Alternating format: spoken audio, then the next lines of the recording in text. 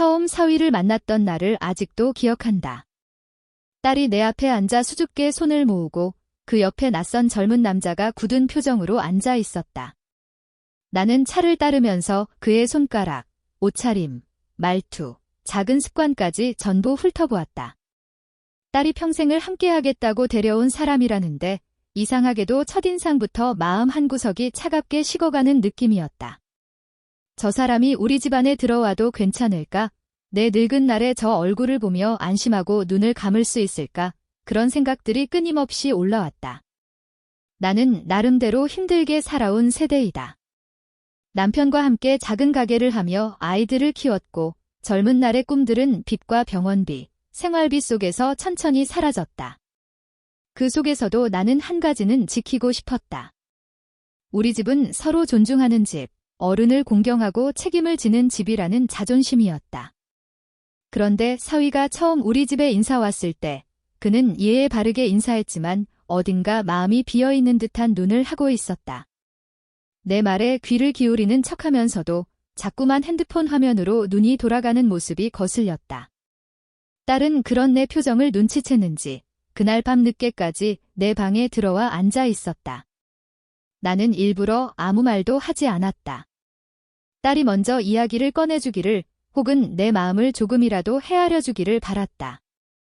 그러나 딸은 그저 시간이 지나면 엄마도 알게 될 거야 라는 표정을 지으며 미소만 띄웠다.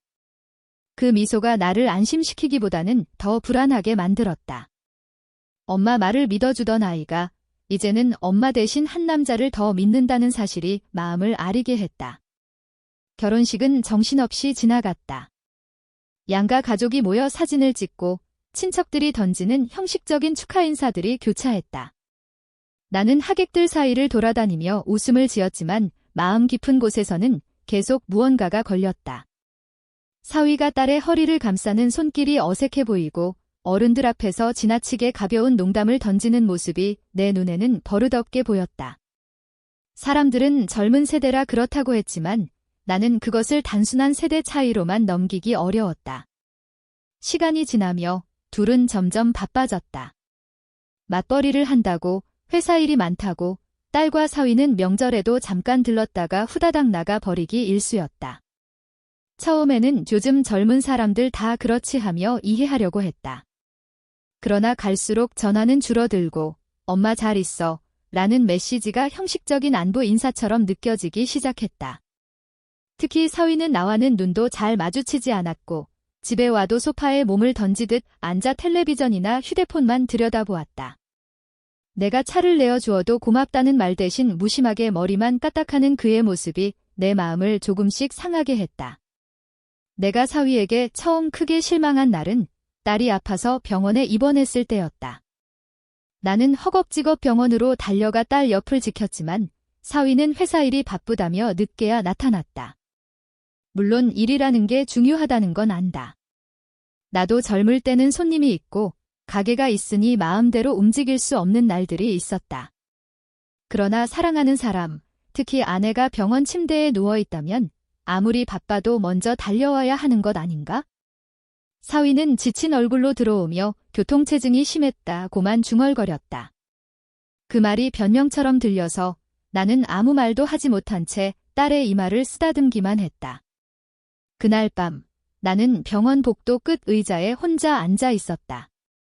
희미한 형광등 아래에서 다른 병실의 보호자들이 피곤한 얼굴로 오가고 있었다. 나도 이제 나이가 들어 이런 밤이 버겁다고 느끼면서도 딸 걱정에 집에 돌아갈 수가 없었다. 그때 우연히 열린 병실 문 사이로 사위의 목소리가 희미하게 들려왔다. 그는 딸에게 전마는 너무 간섭이 심해. 우리 결혼 생활에 자꾸 끼어드는 것 같아 라고 말하고 있었다. 그 말을 듣는 순간 내 심장은 내려앉는 것 같았다. 나는 그 자리에 굳어버렸다.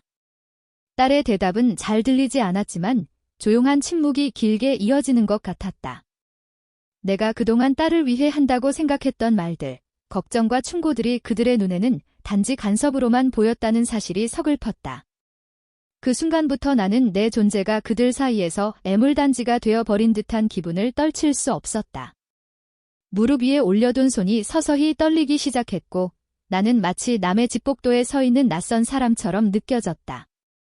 그 이후로 나는 일부러 말을 아끼게 되었다.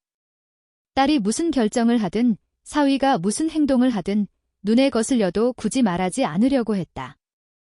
요즘은 내 방식이 아니라 저들의 방식을 존중해야 하는 시대야 라고 스스로를 달래며 입술을 깨물었다.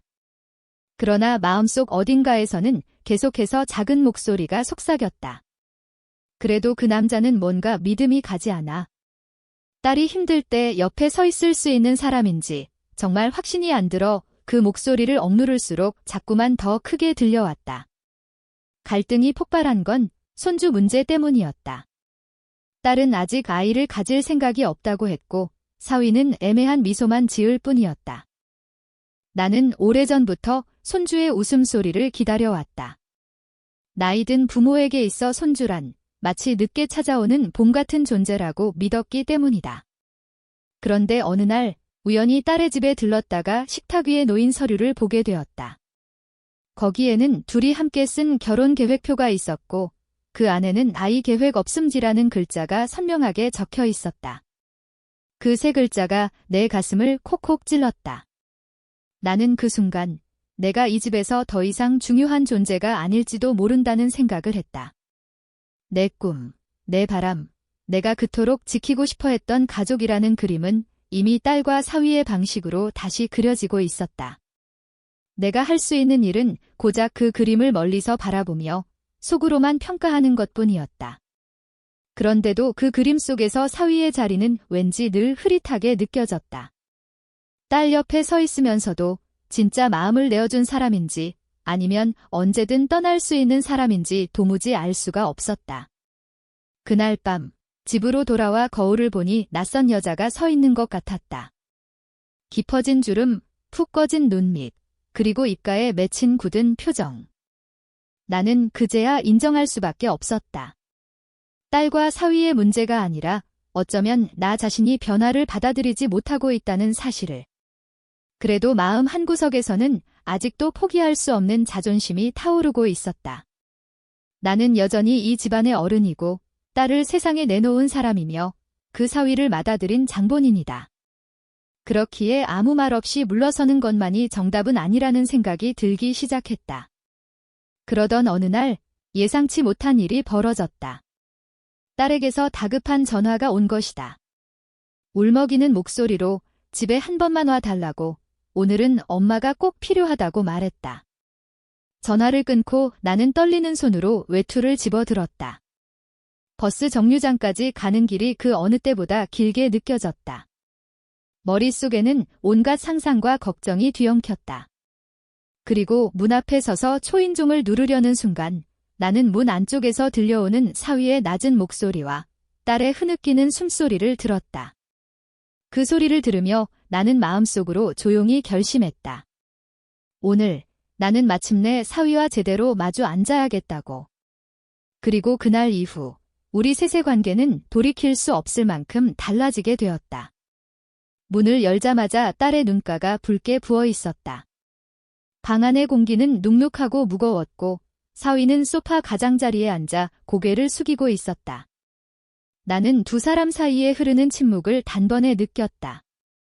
아무 말도 묻지 않았지만 딸의 떨리는 어깨와 사위의 굳은 표정이 이미 모든 이야기를 대신하고 있었다. 나는 조용히 딸 옆에 앉아 손을 잡아주었다. 그 따뜻한 손길 속에서 딸은 더 깊게 울음을 삼키며 나에게 몸을 기댔다. 사위는 그런 모습을 보며 잠시 눈을 감았다가 마침내 천천히 입을 열었다. 그는 그동안 마음속에 쌓아두었던 고민들을 어렵게 털어놓기 시작했다. 딸과의 갈등, 미래에 대한 두려움, 그리고 내게 말하지 못했던 부담감까지.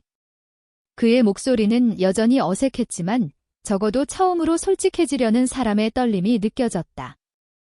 그 순간 나는 비로소 사위가 단순히 무심한 사람이 아니라 표현이 서툴고 책임감 때문에 더 움츠러드는 사람일지도 모른다는 생각을 했다. 나는 그들에게 따뜻한 말 대신 한참 동안 그냥 함께 앉아 있었다. 말없이 서로의 숨결을 느끼며 그동안 엇갈렸던 마음들이 조금씩 풀리는 느낌이 들었다. 딸은 내 손을 꼭 잡고 있었고 사위는 비로소 고개를 들어 우리 둘을 바라보았다. 그의 눈빛에는 죄송함과 두려움, 그리고 작게나마 믿음을 구하는 마음이 담겨 있었다. 그렇게 세 사람은 한 공간에서 처음으로 진심을 마주했다. 그날 밤 나는 깨달았다. 가족이라는 것은 완벽한 형태로 맞춰지는 퍼즐이 아니라 서로 조금씩 모난 부분을 붙여가며 살아가는 과정이라는 것을. 그리고 사위는 그 모난 부분을 외면한 사람이 아니라 다듬어 가야 할 사람이었다.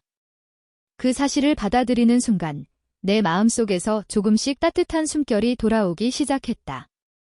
앞으로 무슨 일이 기다리고 있을지 알 수 없지만 최소한 그날의 우리 셋은 처음으로 같은 방향을 바라보고 앉아 있었다. 그리고 그 작은 순간이 관계의 균열을 다시 잇는 첫 번째 실마리가 되었다. 그날 이후로 우리는 서로를 대하는 방식을 조금씩 바꾸기 시작했다. 나는 예전처럼 모든 것을 판단하려 하지 않았고 사위도 내 앞에서 더 이상 자신을 숨기지 않으려 애쓰는 듯 했다.